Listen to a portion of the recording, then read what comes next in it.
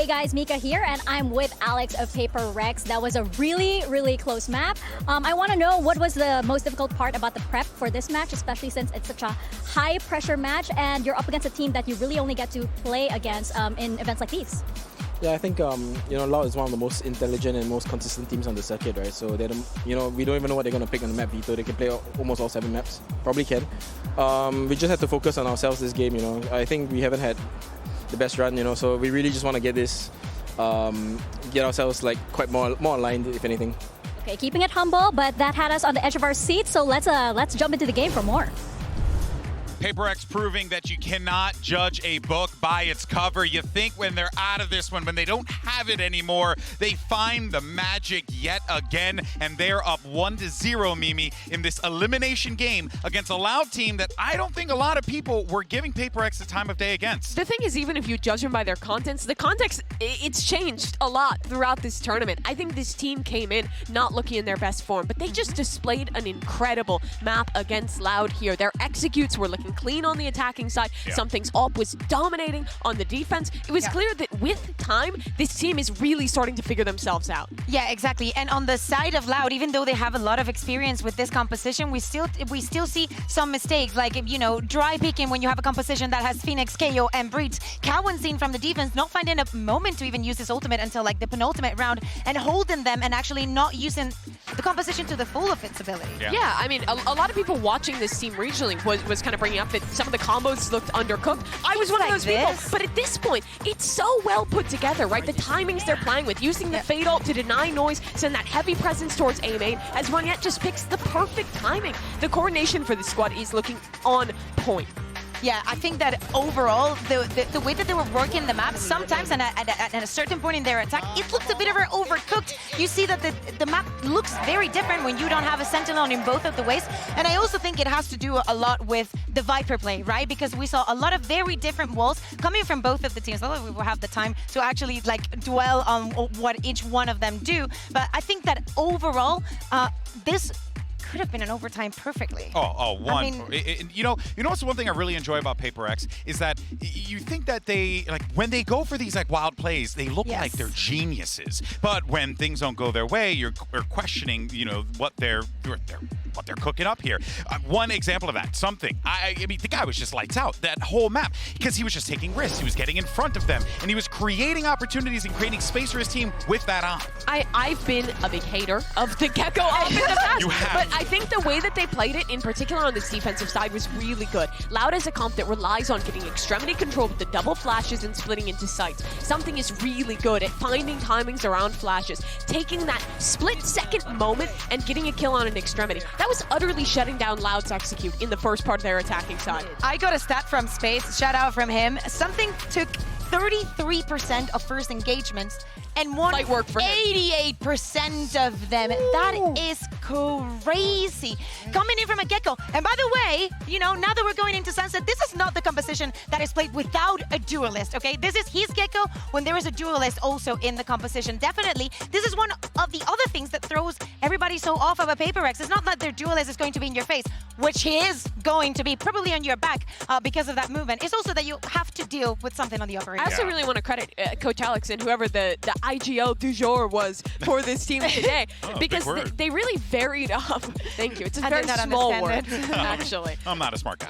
Actually. But they really varied up how they were going for that aggression. Early on, they were going for those extremity fights I was talking about. Then Loud figured it out. They varied it up and went for mid-round aggression instead. And then towards the end, very last round of the game, they go back to the extremity fight, win it. It was a beautiful map from HyperX. Another heartbreaking, close map loss for Loud, which now brings us to Sunset. Exactly. We need to talk about Sunset, about obviously what happened yesterday. A Loud that was running out of time in a lot of instances, that was losing the plot, and how this HyperX is going to be different, right? We're talking about a HyperX that most likely will be playing with the Sage. Again, with no duelist on this map against a Phoenix. Definitely, I'm looking at the Gecko play. I'm looking at that kind of surprise that I think was off for Loud yesterday. Well, I think also, too, when you pair in with the fact that, these teams have played this map, but we've seen both teams, go at this. But here's the funny thing. I was looking at the stats. PRX, a lot more success here, right, in this competition. They've played it a few more times. They've thrown some unique ideas. They've beaten the likes of Heretics and EDG. They beat Gen.G in the Pacific Kickoff.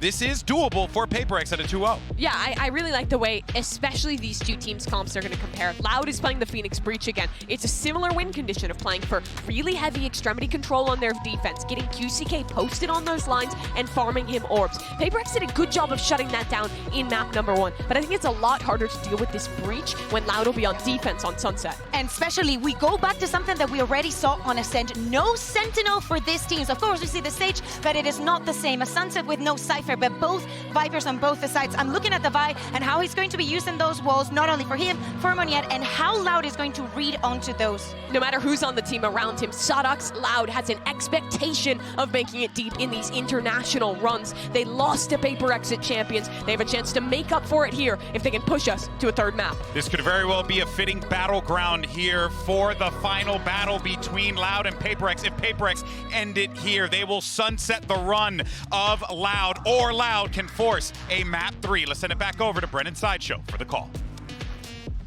Exactly right. It's Loud who are now on the chopping block in this elimination game, our first one of the playoffs. And PRX coming out with some surprising form, surprising improvements, against all regular expectations, I will say. And now we set our sights onto Sunset, the second map here of this series. Should be relatively even. Both of these teams, they like to play this map. They're quite good at it in their own way and form. I love the way the PRX approach this. We're going to see them immediately take some mid-control. The clashing tiles. Yeah, they're just trying to fight them. They're watching for it. Tui's. I think he got a collat there with the Ghost onto Divine and Moniette. A ridiculous beginning here. Now they can expect Mindfreak, who's worked his way in. He's thinking twice about it now. Backs himself into Market. What a beginning. I mean, the smoke deep down, not expecting that tile's aggression there. That just comes down to a game of chance. Yeah. PRX are so happy to opt into the variance that is ever present in this game. And hope that it works out in their favor. The smoke there to try to block off certain sight lines coming from bottom mid. But as you say, they just had no idea that Loud were going to run a pistol, which also involved them charging towards mid through tiles. They want to take the fight straight to him, try and earn a few more of these ults, less onto the corner. It's a good idea for QCK to try to push through that, see if he can find the kill. Yeah. It's going to be his ult that they try to build up early, but that's not exactly the way the cookie crumbled to open things up. It's actually very close. Two kills and a death, plus the ult orb. We'll see how that opens up. I mean, yeah, they're just using that deep smoke to hide from a potential deep dart that gets used. Loud just above the sign of Market. Yeah. It's a specific counter-strap pistol, and Loud just happened to utterly destroy it. Right here. And now, PRX stacking towards the A side. Standing ahead. Smoking mid in the exact same fashion, hoping that somebody sees it. Just a call, like there could be that presence into mid. Les completely alone here. He's going to get overwhelmed. And now PRX are going to understand that this was fake pressure early on over towards A. So Salek's got to accelerate. They've got to get into the B site. But you've always got to be worried with PRX. Is there still one player hanging around this area? It's going to slow them down slightly. That's why they're clearing it. Due diligence. Showcase, drone through as well, making sure they're into the back of the site. Flash. Players though, deep flash. As long with that, I mean, a Dizzy, a Wingman, everybody collided and collected into that deep corner here, but it just don't have the weaponry to really nail them. The paranoia was fantastic, and maybe more so. One player to stand. It's 2 years on 1 HP. Smoking onto the spike, it's turned just like that. Wall up, Devi blocking it, has to be broken here, but a reload for 2 years now, and he's so low that it just feels like he can't get the spam bullets on, spraying through, just needs one to really hit and connect. It's not happening! It's a Mastercard Thrifty. And Devi even cleaning up 2Es at the end. He can't recover the rifle, but what a round for PRX. And that is immediately in round 2 showing you some of the power that PRX have on defense. And it comes down to the fact that their comp is so good for flood defending into B. That flood defending back B is one of the most successful ways you can possibly play this map. And when you have flash Dizzy combos to get into backside, and then Sage Walls to block stuff off, and smokes additionally too, Loud are going to find it difficult in post-plant situations. Nice, 4 spotted here. Wonderful indicator. What danger is there in this round? Maybe if 2 years is able to just flip the back ahead of Devi. Doesn't. He's in mid though. 2E's is fast to get into position to make the play. But 2 players doubled up, Devi and Something looking to re-clear. Yeah, good level of awareness. And Forsaken also with pretty decent awareness on the other side, even He's though that trapped. one-way missed. Yeah, into this corner. He's really stuck here. There's no repositioning. They've overwhelmed them. Doesn't matter about the superior weaponry. Needs to be that refight, the re-peek as well. A little bit just wrangling the beast that is their rifles. Aftershock can't be walking too far into this one. Dodging of the flash. Dizzy up into the air, but Sadak, he's taking a fight straight to them, and now frustration really showing. Dodging at the timing. No! The dart just revealed towards the back, and it's back-to-back Thrifties, man. Mastercard are getting their money's worth today. I mean, we're coming off the back of the Gen G game where we just had Thrifties over and over and over too. I'm confused though. In what way was Forsaken stuck in the corner? Monyet's above him. He can walk backwards whilst keeping his crosshair focused towards A-Link. They could have set up a double face. Yeah, they could have. He's just kind of shoved himself in a corner looking to try to take the fight. I assumed he was just going to continue backing up. Very odd. Opened up the door though for Loud. Opportunism. Finding them the second round there and getting things back on track. There's that same smoke to try to deny. Oh my goodness, you're joking. You're joking. And it gets Cowanzine down Again, with that's the a spike. dropped. And they've gained control and ground and another kill. You cannot be doing this to me now. I'm telling you, the Mastercard representatives will be very happy, but it's not exactly the most picture-perfect Valorant that we've ever seen here. Wingman alerting the presence, at least to know now that a few Loud players are here. Spike's still dropped down, but it's coordinated off, and they've obtained those rifles, and they're using them to great success. Now, having to really just brute force their way through. They've gathered the spike up, but listen, they're just spamming it through. One left to stand, Sadak. You can't overcome it. It's back-to-back Thrifties. This is ridiculous. This is so similar to Split with Gen G.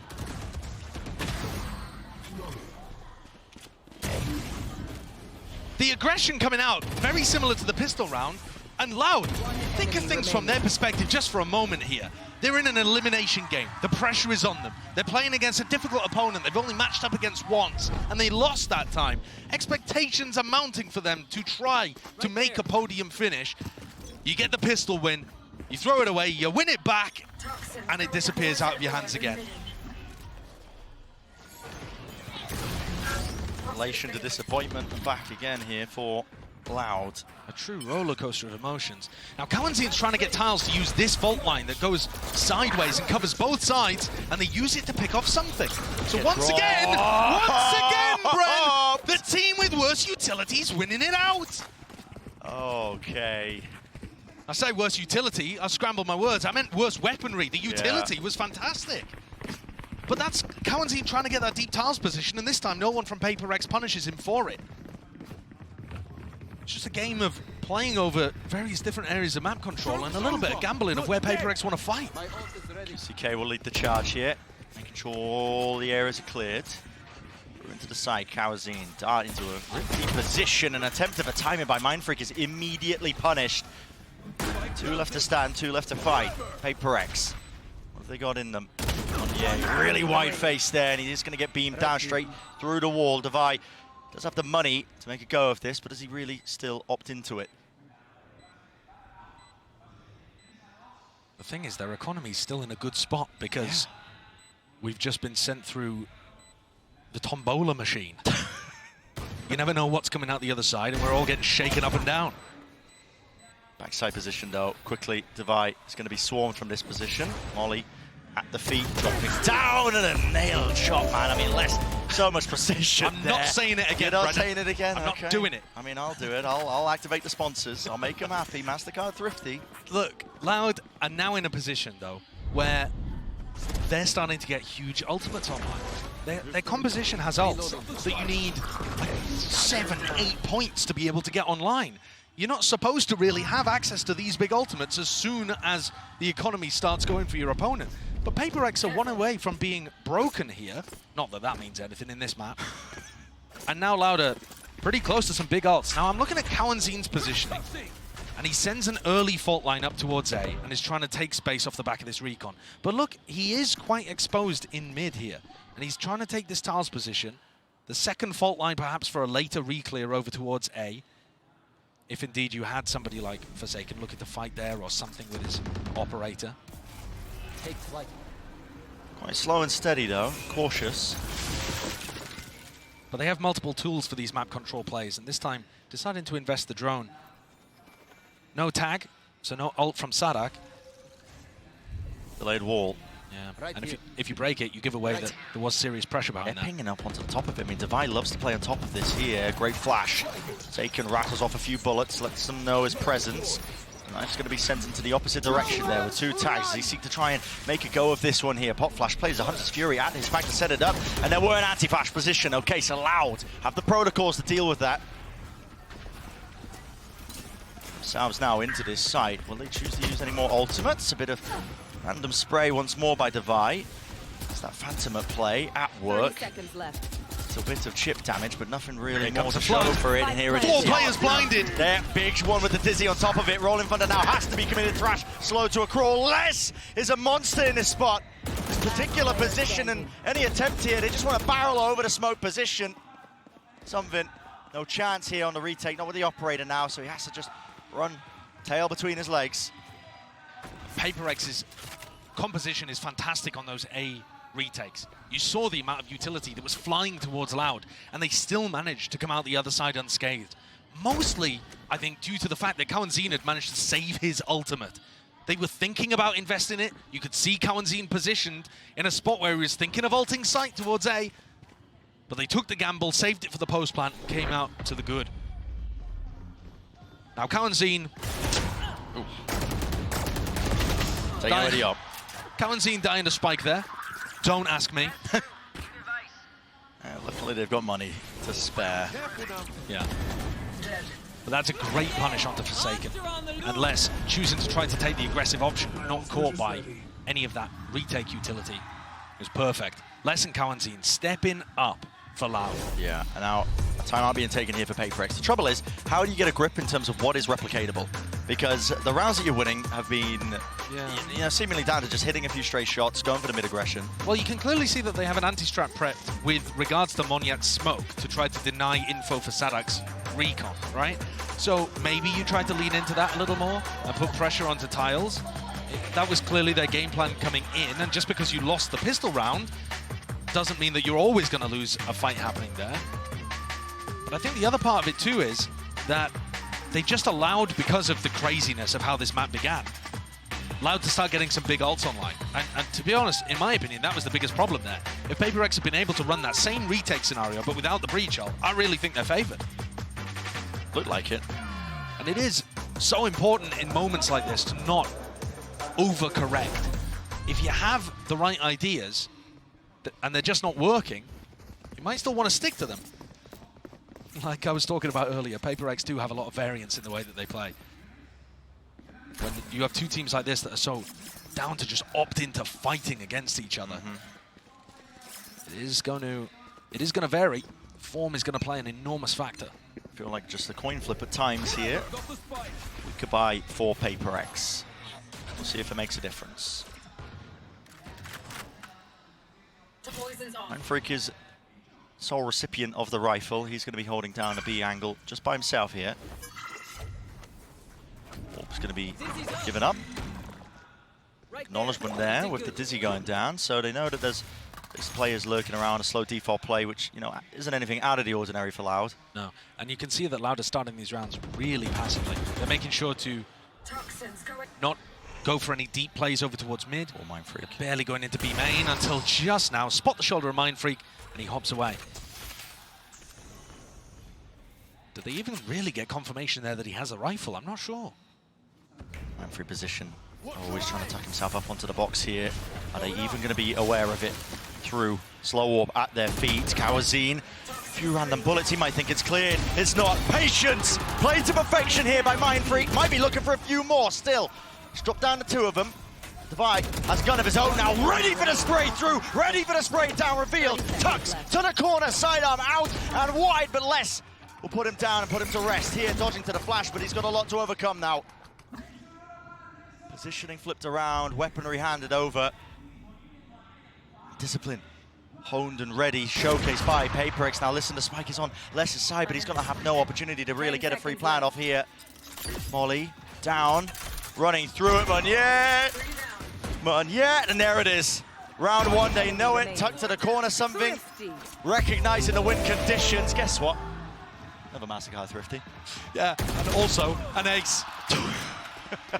Just to cap off how absolutely crazy this game has been, we have another Thrifty round, powered by Mindfree being able to get a Q play in this corner and Kawanzi not really able to clear it. The Vive following up with the rifle. And Les does what he can, but it's not enough. Taking the risk, playing for that variance, and it pays off for Mindfree. Now Loud, change up the pace. Oh my goodness, it's PRX taking a fight straight to them. Yeah, Loud opted into that pace increase. They wanted to try and fight it. It ends up them being punished. One-way smoke as well. This is just sharpness on display. That's wild. That caught me completely off guard. I mean, Loud have been playing such slow defaults to start these rounds off, focused on main control, but not that fast. Forsaken almost caught a timing. Surely will. With the gun, yeah, sticking wide and out. Tap, tap, tap with the AD. Yes, 2 years survives the duel and encounter. Has the spike in his hands, but he'd have to do a lot more than that to make this winnable, especially when he's on 8 HP. And I'm not exactly sure what the read was there for Sadak in this round, but PRX have been fighting with 2 or 3 players every single time over towards A main. I think you've got to start trying to take space in the early round somewhere else on the map. You can go back and late re-clear with the fault line or the drone, but I think trying to just run in and take that fight straight up is going to be so difficult. There are so many tools, though, that PRX have at their disposal with this no duelist composition. If you ignore A main completely, sometimes Divide might just wall it off, and then they can just ignore it. I mean, what are the chances that both teams just decide to fight A main that fast? The flash connections were so perfect. PRX fight through all of the smoke utility to get the kills. Yeah, not just the flash connections, I mean the shots on target too. Yeah. And that was something that I was a little concerned about going into this game, actually. Loud are going to take a tactical timeout, but I felt like from what we had seen over the course of the rest of this tournament, Loud had more players stepping up with their individual form. You know, Les is just consistent. He's always a monstrous player. But I feel like QCK's had some big moments. Tui's has been playing better than expected too, and Kawanzi's been like putting in some solid work at times. When I was looking at the other side of things for PRX, it was only really Forsaken that was blowing me away. Something had some big moments, but wasn't always there. Today, he's been on fire. If you want to look at one individual that turned the tide of ascent, it would be something with the operator in his hand. And you've also been getting better and better performances from Monier as he spends more time with pressure on him on the stage. Something that Alex has been alluding to as well in these interviews, but just that stage experience being so valuable for a team like PRX when they've been making these adjustments, trying to find that identity, I think. But listen, if it's form that carried them to this point right now, the ideas and time are kind of flourishing, honestly. They've got good reads, they've got good adaptations, they've got good counter strats prepped and planned. They're making it so damn hard right now for Loud to try and deal with. Again, PRX start 3 players ready to fight over A. And Loud go for the exact same default setup again. You know, Sova, Viper over towards A, Kawanzi in tiles. Ready for any kind of mid-aggression, sure, but not actually taking aggressive map control in B main or market, anything like that. For mid, face wide, doubled up in the high-low, but no casualties or kills. Hit Divide, he's making a go of it, he's making a mess of it. I mean, Kawazuna puts him to rest. Yeah, the Mosh got a kill, and Sadak's just sticking the orb right in the middle of all of these guys' faces. Oh, win. Oh, no. Wait! He's doing it. What? What's going on? That's wild. Just hoping that he would find another player involved. Kawanzi sprays down 2, but something gets the response. And it's all left to Tui's, who, of course, is not in A main where the fight is happening. No, he wouldn't be. He'd be on the other side of the map, of course. He certainly is, without the Omen ult to be able to make the play happen. Thrash hunting him out. Smells blood in the water, but can't quite get a sniff this time. Misdirection might be working to the favor of 2 years now. Time pressure will work against him. Spike is dropped down into no man's land. If something gives him a free kill, though, this is winnable. That's how the clutch really begins, but he was just aiming in the wrong location. 4 kills in the round for something.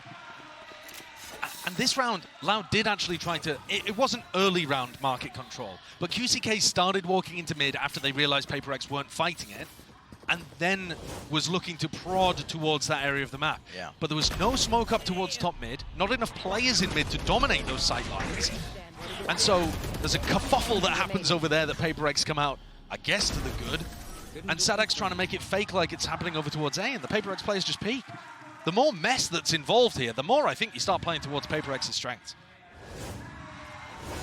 Fast play again.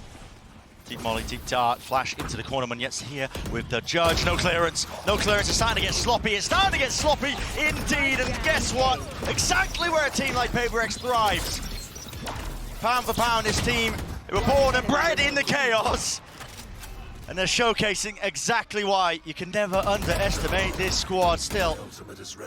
Yeah. Walks straight into it. 2 years again. Brought into essentially an unwinnable scenario. Another round, another Loud player Surrounded. in a 1vx, completely surrounded. Yep. And PRX are coming out here. They're really not adjusting their defensive setup too much. It's that Loud cannot come up with the answers. We've now seen 4 rounds in a row, roughly following the same kind of trend, where Loud want to take control of A and push PRX back, and they can't figure out how. The judge, the paranoia, the swings from both sides, just getting pulled into the maw of PRX. I saw smiles on the faces of the PRX players. Of course it would be. Yeah, not the coach. Never Alex. It's scary when he smiles, actually. You don't expect it. This is the first time PRX decide not to fight over towards A, so we might see a very different round here.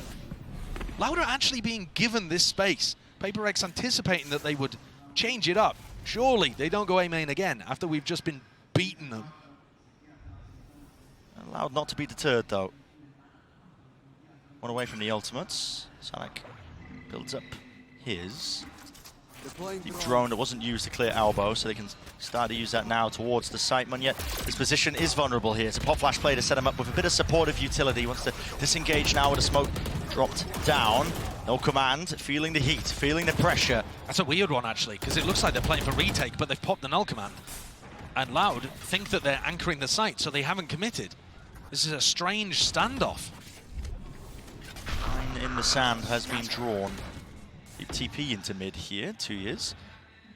I believe just sticking that one, so he's given himself a deep position to mid. Probably won't matter too much. Munyet might be eager though for a challenge here. How's your reaction time? Sun flashes on flashes. Paranoia to meet their match. And a deep dart as well that's not going to be accounted for. Hunter's Fury though tucks into it, gets the connection, gets the collision course straight into these players. And Munyet does a decent job of just avoiding it. Dodging, ducking, weaving, but not enough there. And a repeat with the Outlaw. Something has something to say. On a reload online, shock darts though, jumping around the punish, and they're out wide and open, ready for the taking. Even when Loud are given control of elbow, PRX still find a way to come out on top. This is 5 rounds in a row now. After a very back and forth beginning, when no team could really get a handle on the economy, everything that Loud tries, bearing in mind that this was a lower eco buy as well, but it's all just been getting crushed.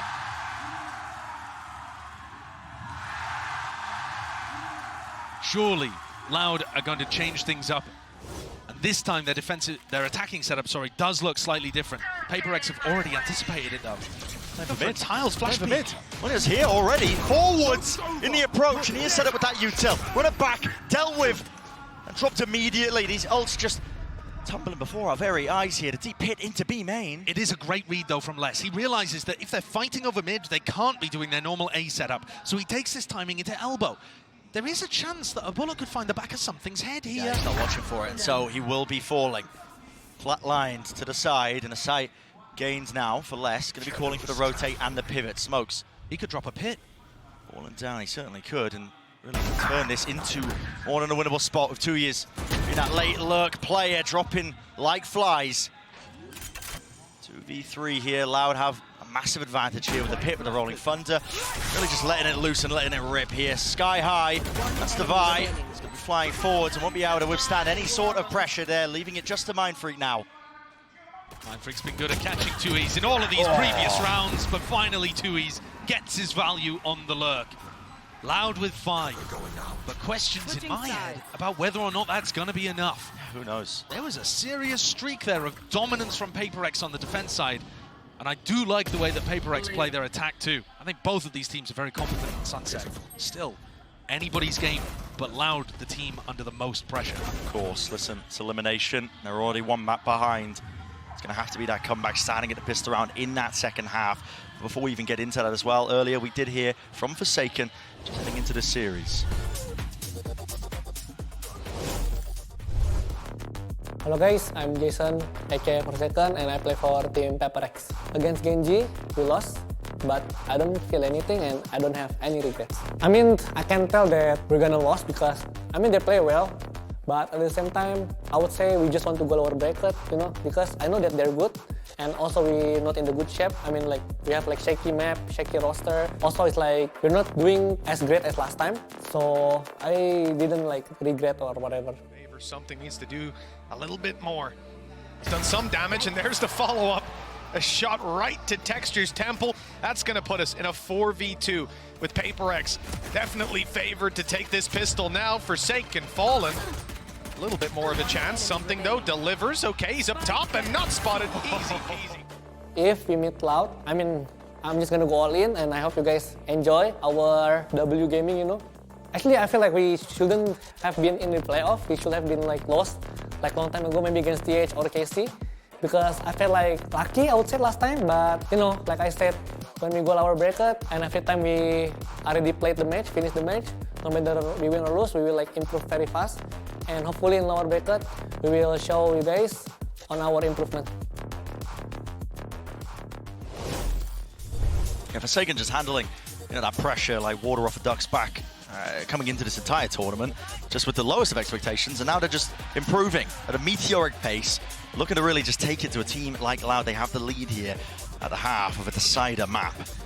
Yeah, I think that one of the big problems for PRX is that their previous playstyle involved them being in the flow state, of all just having the same understanding of what was going on. And the more that you try to force that kind of thing and worry about the fact that you're outside of it, the worse it gets. But just getting absorbed into this tournament seems to have brought back some of that synergy. Some of the single-mindedness that we see from them, the hive mind of PRX. That's what made them deadly. And the pistol rounds have been, well, I hesitate to say important because they did flip-flop a lot at the beginning of this map. But they could be decisive. Everybody on PRX grouped up to try to punish 2Es. Disrespecting for that one here. 2 years, backs away with the TP, off-angle approach now with the Paranoia, sent flying onto the left-hand side. 2 years, so not accounted for. QCK just trying to back him up as well as bail him out, and they are just collecting all sorts of kills, but the damage done through the wall, not enough to collect the kill onto Divide. Too far forward and not playing great angles. Pushing themselves into spots where they couldn't quite get it. Overextending to deal with Divide. Sadak shocks himself on the corner, but does pick up the kill. Getting flustered, perhaps. Okay, there eventually with a reset of the aim. Less. A 1v3. You've seen Magic. He's done damage, but he can't get through this wall. Yeah. It's so powerful on the pistol. On both sides. Right there. For the retake. Right there. To block off angles in the post. It's such a nice addition to the KO Gecko comp that a lot of teams have been looking at. Look at this, too much to clear, really, 4 less. Big man in his face, follow through with the bullets. No kill collected, but he does have too much to do. Already the time's getting away from him. Look at PRX. Stanced up, holding their ground, swinging off the contact, and that's pistol round 1 out for them. It's been so damn important. Like you said, we've been talking about the details of the importance of it, despite the initial start of this first half, but really it sets them up beautifully. Look, slow up there. Divide is used as bait, and they really do bait Loud into taking bad fights in that situation. All of this was set up as well by an underhand KO flash combo with the Dizzy. I know that people have been looking at the something POV and talking about how he doesn't, recycle the Gecko utility as much, that kind of thing. But they are really good at being able to combo those together to apply a lot of pressure to their opponents. And frankly, PRX move fast enough that sometimes you wouldn't even use a second round of Gecko util. Les takes an opportunity to try to go aggressive, gambling on the fact that PRX would not have everybody stacked in B main. This is where the danger zone presents itself. for a team like Loud as well, because, yeah, you've lost a pistol round. And PRX on our attack side again. Very ult generation heavy. Something now one away from the Thrash to be used into the bonus round into the next. Assuming Loud can't do too much more damage here on their retake. On the flash peek into backside as well. Whoa! Picking up 2. Still got that wall, but 2 is on the flank. Yeah, Peppered here, holding the util. Good adjustment by Mindfreak. Close. A decent opportunity, actually, to turn that away. And send us down the spiraling path of Thrifty after Thrifty. But it was not to be. And as you were saying, Brett, building up something's ultimate here is really devastating for Loud. Difficult to deal with. And I think the addition of the Sage Wall just makes so many of these post plants a little easier to play. This is a map where we've seen a lot of teams develop really solid retake setups, where the amount of utility coming in just ends up being overwhelming. But if you force the retakers down a certain path dictated by that Sage Wall, things get a little easier for PRX. Just throw a wrench into the plans of a lot of teams. I mean, Sage is so unorthodox on this map. Early Thrash. Used to set up here, out towards A. But a fake in terms of where the pressure's actually coming from. Yeah, I mean, he did have the spike on him, but the rest of his team now working into mid. Pop flash, wall up. Hearing all this noise, hearing all these sounds, but you can't survive it past the box. A call is made, though. Loud want to commit into this fight. I'm going to commit heavily, out wide. Miscommunication, perhaps. Something drops down as well, forced into the spectator seat with the spike drop down. It's a favored situation for Loud now. They have spike. Very difficult to retrieve. If Monnier gets another smoke online, which he does, he just sneaks in, sneaks out, and now all of Loud are in a pretty rough spot. They don't have any map control or information. Could be worried about some lurking happening here. So just like that, suddenly there's a lot of doubt in the heads of this Brazilian team. A daylight robbery from Monnier. You'd expect the spam to be coming through as soon as the smoke gets deployed. It wasn't there, though. And now, because Loud was so heavily stacked up around that spike position, as you were saying, they've lost all map control. Yeah. They're having to triple up and re-clear everything together just in case. And they're slow to do it as well. What you see from PRX is that after throwing that A utility, they were immediately up mid. And I was praising Sadak in the games that I've been recently watching Sunset. He's very aware of those mid lurk timings, but PRX are faster than Loud are anticipating. And didn't we see that all the time on Ascent? With individuals finding timings ahead of when they were going to be expected. And look at the map here, how far away the nearest Loud player is. PRX have got tons of time to try to reposition into a spot where they can upend the player disadvantage. Miles away. PRX seeking to try and fight them deep into these angles. Now Loud already for it with those protocols. Moniet left alone to his devices. Only the Spectre in his hands. It would have to be a miracle. It would have to be mistakes to be made. Less though. Hot on his heels as well to really collect up that kill and get that trade online. So that was a bonus round for PRX. The 2 players surviving for Loud, they might even consider that a bit of a success. Yeah, I think I would. PRX's economy is in a really nice spot. And not just that, they did find a timing through mid. So anytime one of these timing-based macro plays works, it's going to add another layer of confusion in Sadak's calling. Yeah. Because with a composition like this, you have to be mobile to plug the gaps. And if you're slower than your opponents, you're going to leave those gaps open. Something, of course, he is picking up the attack side operator here on Gecko. His opping was sublime on Ascent, one of the big reasons that Loud are now 1 map away from elimination. Massive round for Loud. Have to really lock this one up.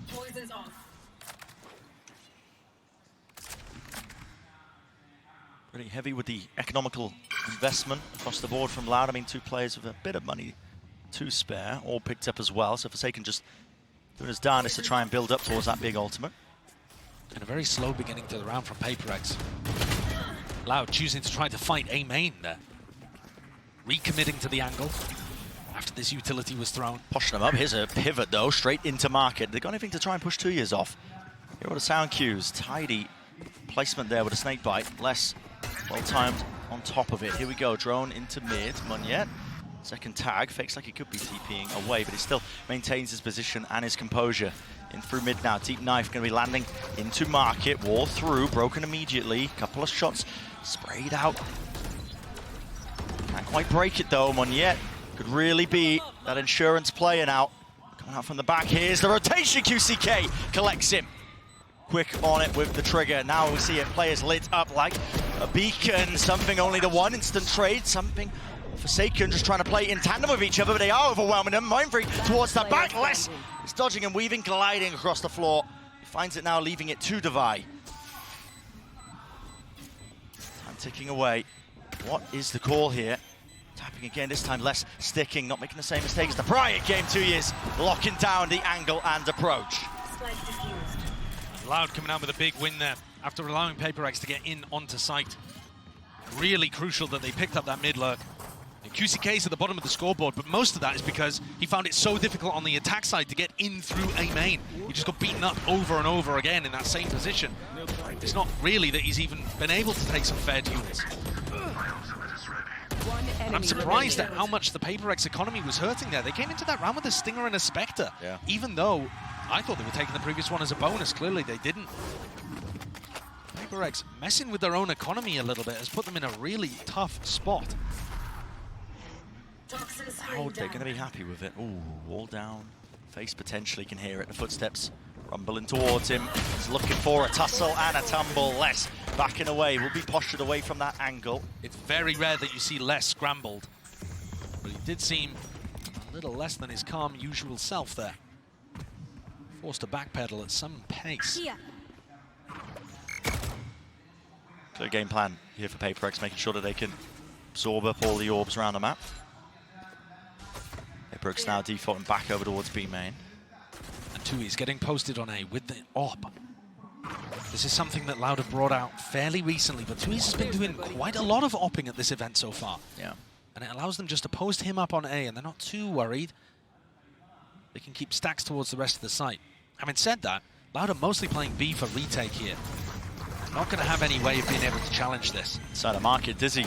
What's that connection there onto QCK? So it looks like the wall is intact. Wasn't able to spam it down in time. Forsaken. Tux. Side by side, wants to play together now. Him and something here. Running back forwards, facing with it. The flash is not connecting here. Less from the back, feeling really the heat and the pressure. But Kawazin seeks to relieve it. And now back into the action and the fight. Rolling from the committed. You're not getting away with that one, Mun, yet. Tried to TP to evacuate and escape the ire. Still after shock. Plenty of util left. Where that come from? Mindfreak. 2 on the table now. 2 left to go. Dropping down. Knows they're not on it. Peeking through. Another tap. Will force Mindfreak out into the open. Kawazin really seeking to deny this one. Not half. Running him down. Mindfreak performs magic before our bloody eyes. What a ridiculous round for PRX to get. That was them on basically an eco round as well. Gonna be labeled as a Red Bull clutch, but could just as easily be called the Thrifty. Their economy was not good. It all came down to Mindfreak, and Loud could not find a safe position to go for the half. Hesitation just to stick it and trust that they could potentially just hold down the angle. The Kawazin in that spot. I mean, it's super reminiscent, honestly, of the other day. It's very Loud are playing Sen, John QT's playing the clutch. They can't decide who's sticking, a bit of miscommunication, maybe getting frantic. It's very tough in those situations where you don't have smoke utility because you don't isolate angles that the clutch player there, Mindfreak, could be peeking from. So really, you got to just tap and push. But instead they were, Sadak's trying to get half, wondering if he can, trying to tap to bait out the peaks, hoping that they can rely on their individual skill to win it out. And Mindfreak simply better in that moment. What a way for things to turn around. Because other than that, the game plan is actually not really working here for PRX. So weirdly enough, it's Loud to take the tactical timeout, but I think Alex will be happy to have a little chat with his team here. Yeah. Because what's happening is PRX are getting into post-plant situations quite a lot, and then they're forced to go for some post-plant aggression, and there's a bit of anti-synergy with the Sage Wall and the positioning. You saw them swing with just stingers into market there without too much util at hand. They're finding it difficult to pick those timings to disrupt the Loud retake. And if they just sit there, they can do that against other teams, but not against the comp that Loud are running. They're going to get obliterated. See if they change things up or coordinate that post-plant aggression just a tad bit better. Strange buy though for Loud. It is, yeah. It is a Invested into force. it. Yeah.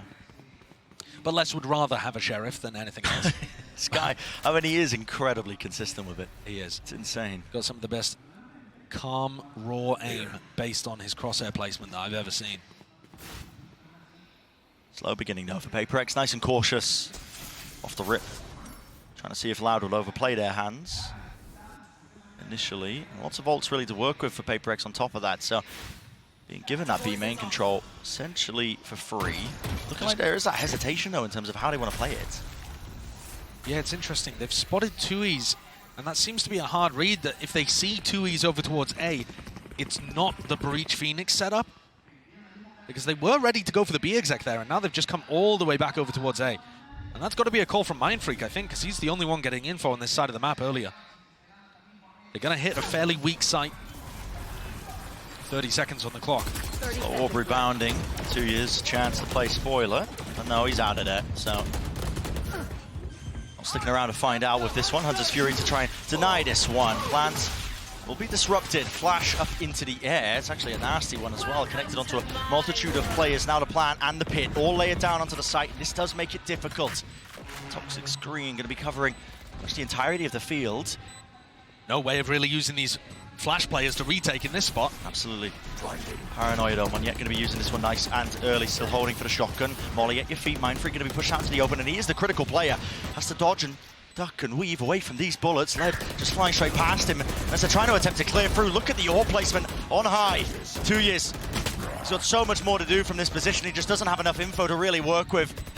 Disastrous here for Loud with the fact that it was that weaker investment. In fact, the total investment. Correction from me. Loud, they didn't put everything into that one. It was weaker because it was a force. They were coming into it with at least one Sheriff and I think a Stinger to work with. Yeah. But they forced into this to try to stop PRX from getting to 11 on the board. Loud are now only 2 lost rounds away from being eliminated in 4th place. When was the last time that happened? I mean, top 4 of the Masters, listen, that is not bad by any means. They made it to playoffs, but when there's only 8 teams here, sure, 8 of the top teams. Look at this, another boost play coming out from PRX. Oh! Beautiful! It's disgusting. They were innovating with that over towards A, and they do it again. Very reminiscent of when they first brought out the Sage Comp on Pearl. Bait out the fights here from QCK and 2Es. And this tower is coming crumbling down. Making a fool of Leicester boot. It's pure whimsy. Smiles on the faces as they're having it. I mean, they have brought this to series point, match point. Loud on the verge of being eliminated. And I don't think many people had PRX winning in 2-0 fashion. Loud now need 5 in a row to be able to pull this out. And for them to go for this boost play, they know that the Dizzy has been broken in many rounds, so they know that somebody is top mid, waiting to break that piece of Gecko utility. They boost up, get the punish, and all of that in a round where Loud were just going for the eco anyway, trying to play for overtime. Forced to, by the Force, in round 19. Or round 18, I should say. And this is now going to take some heroics.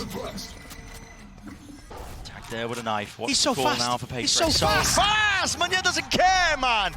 Disrespectful in nature. Back though of the head, flipped up by Kawazin as he does seek out that trade, and he will be granted it. Now to Thrash though, set this one up forwards here, still slow, seeking to reposition. Kawazin lays down the law and potentially gives them a fighting chance. Can he be the hero just when his team needs it? One more onto Forsaken, important, and he takes it. Good control. 4K in the round. Something drops him though, no ace to be really looked for. Something pulling this out of seemingly nowhere, 1v1, and Loud, desperation, QCK knows the position, throws the molly, flash round dodge, juked, avoided, QCK saves the day. It takes such heroics from Loud to just put the first of 5 necessary rounds on the board. Cowanzine was slowed up, top A link, had to take out 2 players where the trade, it looked like the spacing was good. And he'd already shut down that play from Monyet.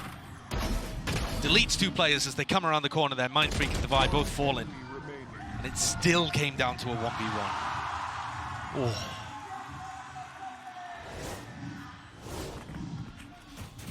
You have to see that repeated a few more times. Loud, ideally with a couple more players intact, because taking some nasty hits to the eco.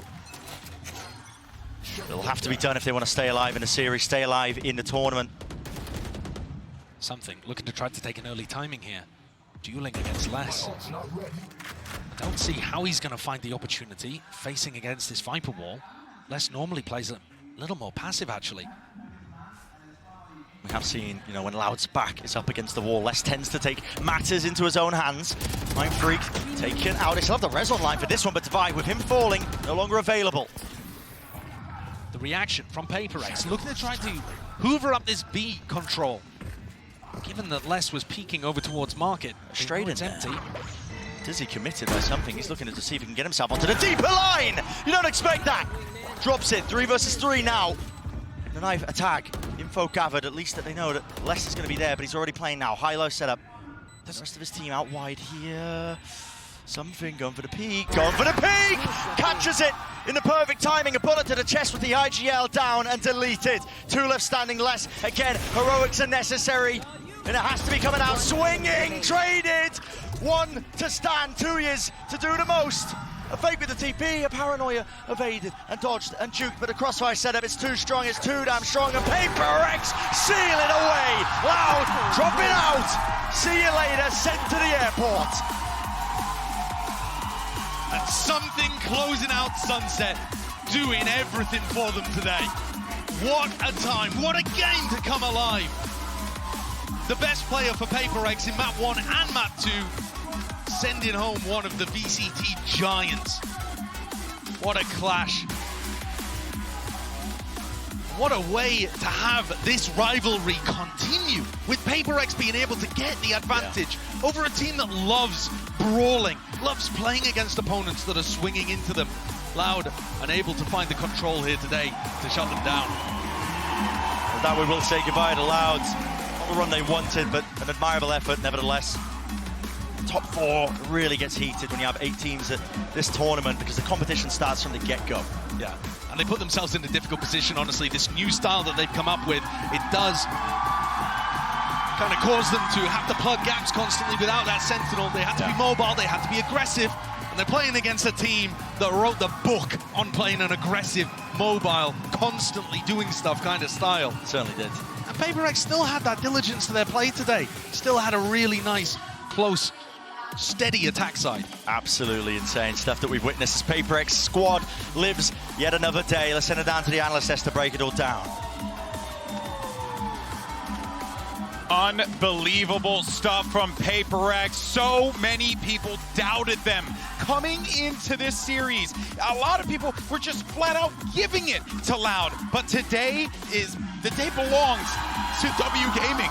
This team is inexplicable. Anytime you think they will not perform, this team steps up. They've improved so much from the first match they showed here in Madrid, from losing that final to Gen G, to now showing up here. And honestly, I think playing an exceptional game against Loud. They knew how to deal with this comp. The individuals are stepping up. Somehow something looks like a top 5 player of the event, and he's hopping on Gecko every map. It's ridiculous. But you know what, though? I gotta say, I'm liking the ideas that I'm seeing there, even though sometimes they look a little bit rough. I like the way that something's just proactive, wants to get out there. He'll send Wingman to go and handle business and give him a little bit of more information. He's using the kid in a way that is working for him. Yeah, we really didn't know what this team's style was going to be without Jing, but they have continued to find themselves. Monyet has improved throughout this event, and they've hit that flow state again, it seems. Yeah, and that is very scary for anyone else that they will go up against. The question is, obviously,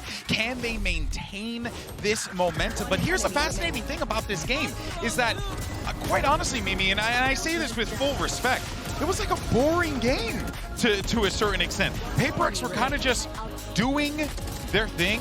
They were drilled. They had moments where they just looked very well put together. They weren't trying to go for anything too wonky, but when they did, it looked like they had a plan. It looked like they had a very solid approach. It was honestly a joy to see this team evolve throughout this competition here in Madrid. Yeah, I mean, Forsaken as well. He's the guy you have to highlight, playing seemingly every agent, doing so incredibly well. The guy has improved to an unbelievable degree along with his team. I think we've really seen this evolution, this next step of PRX, and I just don't know how they keep getting away with it. To live another day. Let's give it up for PRX! I am here with with Davai. First of all, congratulations on the win. Now, I have a very first important question. Your team wears the banner W Gaming. Can you explain to me how does an Opping Gecko fit so well into a W Gaming team? I mean, technically on Sunset we don't really have duelists, but I mean, men just love to op, you know, like it doesn't matter what agent you put on him, like he just like, oh, I'm gonna op, I'm gonna op, I'm gonna op. Sorry? On Ascent, you do have a duelist there. I don't know, I guess maybe he thinks that he's still playing duelists, you know, but I mean, as long as he's working out, should be fine, you know. Ok, le he preguntado que cómo puede ser posible que en un equipo que le gusta ir tan a la cara funcione también un Gecko con el Operator, y la verdad que dice que Something pues, funciona muy bien cuando no tienen duelista, y cuando también lo tienen, pues mira, él se siente cómodo, tiene esa madera de duelista, así que ¿por qué no aprovecharla? So, yesterday we didn't get a chance to talk to you after your loss, right? I want you to tell me how the conversation was when you were back at the hotel thinking about today. Like, what were the learning points from yesterday to today? I think we learned that most of the teams, when they play us, they kind of like really study us, you know. So we just like, oh, we have to either go even W Gaming or try to counter them, you know. Like, I mean, for this, we match up against Loud and we played them before. And I think our strat is probably just counter less, you know. I mean, he's been giving us a lot of trouble last time. So yeah, as long as Les doesn't play well, I think we are good to go. So interesting. Le he preguntado porque obviamente después de ayer no escuchamos cómo se sentían después de la derrota. Dicen que para la preparación de hoy lo más importante era counterear a Les, que no tuviera la libertad que a veces tiene, y sabían que podían llevarse esta victoria. I love that you say this also because tomorrow you're going up against Sentinels. Now, you just taken down Loud, you know, and there's only one remaining team from Americas. How do you think that is going to be different? Because you say you do have the experience with Loud, but you do not have it. Well, off-season tournaments, yes. Yeah, I mean, technically we played Sentinel before and they kind of like beat us to it. And I think this time is a good time for us to prove ourselves again. And I think it's going to be hard, definitely. They've been playing very well. But I think this time we have to prove that PRX bundle is better than Sentinel's bundle, you know? Le he preguntado que cómo va a ser diferente su partido mañana contra Sentinels, porque ya han derrotado a uno de los seeds de Américas y tienen que ir contra el siguiente. Desde luego que jugaron también en la off-season. Me dice que están muy preparados, que quieren esa venganza de una victoria que ya se llevó Sentinels y quieren demostrar que su bundle es mejor que el de Sentinels. Thank you very much. We will see you tomorrow. Let's hear it one more time for PRX.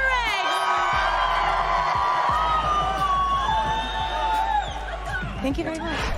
Thank you so much, Kukuka, for that Verizon post-match interview with Davai. Absolute wildness down there as the fans were all getting into it. So we're just glad that we're back here again to cover what was honestly an awesome game to talk about at the end of the day. And we lost a little bit of hair on the desk, you know? So we were follically challenged here. You got to hold it down. That is, of course, the biggest difference between me and Kukuka. Is simply, you put a wig on me, I look exactly like Kukuka. You could pull it off. He's also fluent in Spanish. You could be down there translating. Josh, say Spanish right now. See. Yeah, nailed it. All right. Well, first, before, though, we do have to say goodbye to Loud, a team that we all know and love. It was a tough matchup for them. But Sideshow, I mean, we were talking about it before, you obviously on the cast. It just felt as if this game, it was like PRX just managed to get Loud out of their groove and into a real bad funk, and it felt like they were never able to get into this. Yeah, I think the Pacific teams have been massively underestimated, actually. They exposed one of the problems with Loud's current setup, which is that when you play without a Sentinel and you have to be really active around the map to make sure that you plug those gaps with timings, there are no teams that play timings better than the Pacific region. Yeah. They're more opportunistic than most of the others. They have a higher APM than most of the other regions. Somewhere Achilleos is wailing at the screen. Yeah. He was texting me during the game. This is the greatest day of his life, I think. When his future child is born, not better than Genji and PRX winning in the same day. Yeah, but I think that people hard underestimated the Pacific teams, and I think that You say people. was it not us? No, I to an mean, extent? no, genuinely. I mean, I had Gen G at number 3 coming in, and I think I underrated them. And I think PaperX were underrated because they were playing worse at kickoff. Yes. And they've actually gotten better, right? So, I mean, we were seeing some bizarre things from PaperX throughout Swiss. But I think that's what's so impressive, that they managed to make this comeback. Like you were talking about on the cast, they've been learning throughout this run at Madrid. I think really starting to find themselves in their comps, and also the individuals finding form. I think they're actually unlearning. Does that make any sense? They were trying. I think they were trying too hard It's before. like when you get someone out of a cult, you have to deprogram them and then get the new good stuff in. Yeah, I think it kind of was like I'm that. not saying they were a cult last year, but just drawing comparison. I would happily join the cult of PaperX. Drink the Kool-Aid. Yeah. Everyone gets a PaperX bundle when you join the cult. It's great. Sign me up. Sign me up. I'm in. Oh boy. But this has been super fun, though. I mean, look, it's disappointing to say goodbye to Loud, but I am just... Give me more PaperX, baby. It's going to be great. PaperX Sentinels. What a game that's going to be. I'm so glad you said that, Mimi, because look at this. We got the bracket graphic. Let's go ahead and fly that darn thing, because it's not really much of a bracket. We got 3 teams left in the darn thing. Sentinels, PaperX, the final matchup to decide who will square off against Gen G. Fascinating storylines here, right? You got a Sentinels team that really ran into a well-drilled, well-prepped Gen G that look on fire, and then you have a PaperX team that knows all too well about how good this Gen G team can be, but both teams really struggling to be able to pull off those wins. So this is going to be a tall order for both of these squads remaining in the competition. Yeah, I think it is. There is entirely a possibility that we have a double Pacific finals in a way where, again, Pacific never lifted a global trophy before, and a Korean team has not been in the finals and before. Achilleos isn't here. Yeah. I mean, that's not something to laugh about. That's sick. That's not funny. That's a sick, messed up. disgusting. I've known Seth for years. He's going to be mad at me, but it's okay. I'll buy him a beer. But I really feel like Sentinels are going to find it difficult to make their way through both of these teams. PaperX are playing with such a vision about the way that they're playing and finding these movements around the map. This is not the same team that was running triple duelist coming in on Split. And I think their map pool actually too, the way that they play Sunset, it's like the big brother of what Sentinels are doing on Sunset. So that's going to be difficult to go up against too. Yeah, I think the style match is going to be so interesting, because Sentinels, obviously, they constantly have a Sentinel. They're always playing with John QT, but still, I feel like there's this inexplicable ability for PaperX to make these unbelievable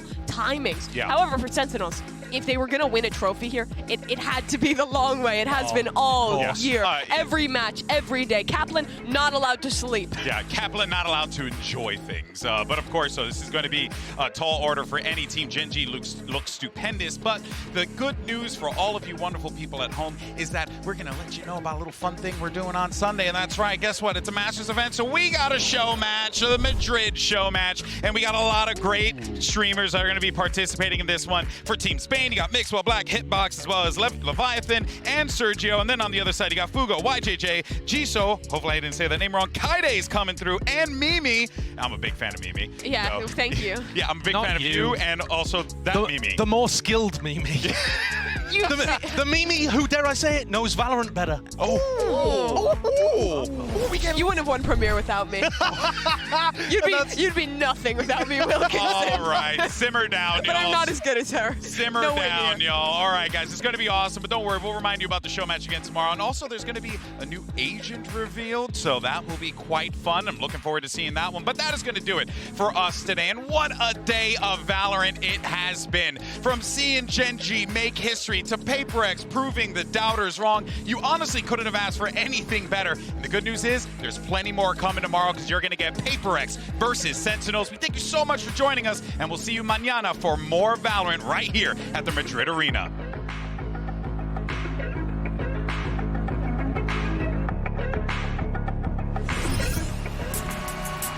A grand final spot is on the line, as well as history. For Sentinels, it's about going back to championship form. And for Gen G, it's about Gen G establishing themselves as a top-tier team in Valorant.